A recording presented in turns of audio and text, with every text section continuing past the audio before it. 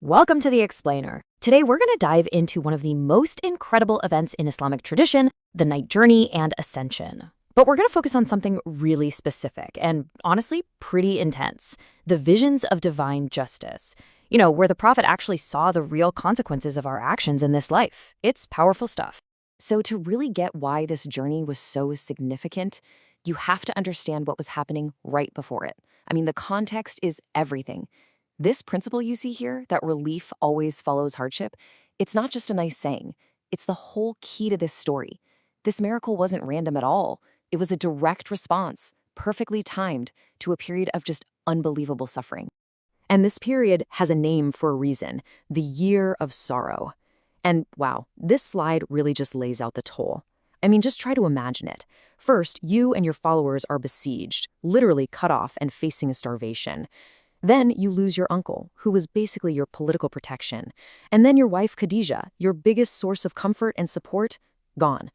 All in a short span of time. And to top it all off, you go to the city of At-Tai for help, and you're violently rejected. We're talking about a moment of complete and utter earthly despair. Okay, so right at this absolute low point, that's when this incredible honor is given. A journey that just completely defies all the laws of physics as we know them. But here's the thing. It wasn't just a pat on the back, not just for consolation.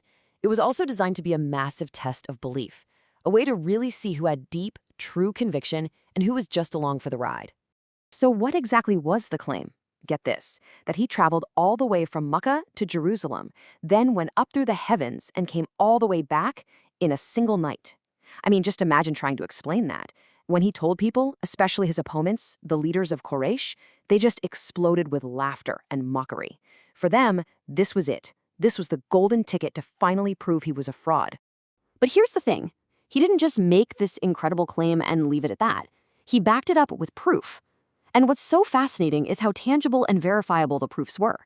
He described Jerusalem, the Al-Aqsa Mosque, in perfect detail, even though he'd never been there before. And then he described 3 different caravans he saw on his way, right down to pointing out a specific stray camel in one of them, and even predicting the exact time the last caravan would arrive. And guess what? When those caravans finally got to Mecca, every single detail he mentioned checked out perfectly.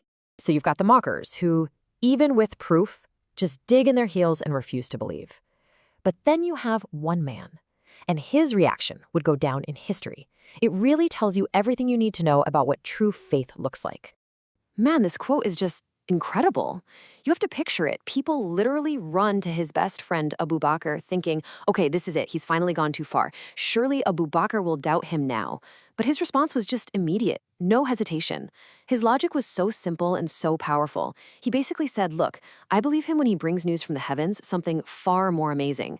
So why on earth would I doubt him over a trip to Jerusalem? It was that rock-solid certainty that earned him his famous title, As-Siddeeq, the truthful one.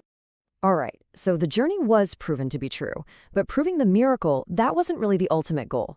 The real heart of the ascension was what it revealed: a direct look into the unseen world, a reality where all of our choices, our actions, have real, tangible, and totally inescapable consequences. This is the core of what he brought back with him. And some of these visions were, well, they were downright terrifying. Take this one, for example. He saw people with nails made of copper literally clawing at their own faces and chests, and they were being forced to eat their own disgusting, dead flesh. When he asked who they were, the answer was, these are the backbiters. And see, the punishment isn't just random or cruel, it's the crime itself made real. When you backbite or slander someone, it's like you're eating away at them, consuming their honor. This vision just shows that in the ultimate reality, that metaphor becomes literal. You are what you do. But then, on the complete flip side, he saw the most incredible rewards. He saw people who would plant a seed, and the moment they harvested it, it would just instantly grow right back, even bigger and better than before. An endless harvest. And these, he was told, were the mujahideen, the people who strive in God's way. And let's be clear, this isn't just about fighting in a battle. It's about any real, sincere struggle.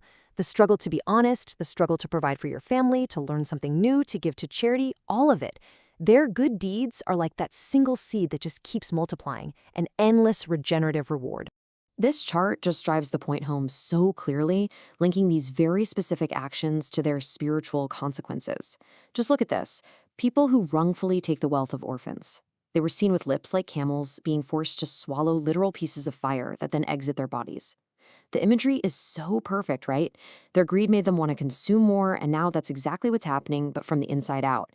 Or how about those who consume wealth from usury, from interest? They had stomachs so huge they couldn't even move, and you could see snakes inside them. They bloated themselves on forbidden money that paralyzed them in this life, and in the next, that paralysis is literal, with the poison visibly consuming them. The punishment is a perfect reflection of the crime. So, you see, this whole journey wasn't just some private, mystical experience for him alone. That wasn't the point at all. The entire purpose was for him to witness these ultimate truths, these cosmic consequences, and then to bring all of that knowledge, all of that moral clarity back down to us here on Earth. And the single biggest, most lasting, most important gift that he brought back from that entire ascension is represented by this number, 5. It was there, in the highest heavens, in direct audience with God, that the 5 daily prayers were established for us. It became the absolute cornerstone of a Muslim's faith, a direct line, 5 times a day, to our Creator, a way to constantly plug back into that ultimate reality he had just witnessed. And all of this really brings us to this final big question. How does knowing about the unseen, even just a glimpse, change how we live in the seen world?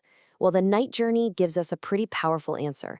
It tells us that justice isn't just a concept. It's baked into the fabric of the universe. Our actions, our words, how we handle our money, our charity, every little struggle, none of it just disappears. They're all seeds we're planting. And this journey, it was a look at the harvest. The very real, very inevitable harvest that's waiting for all of us.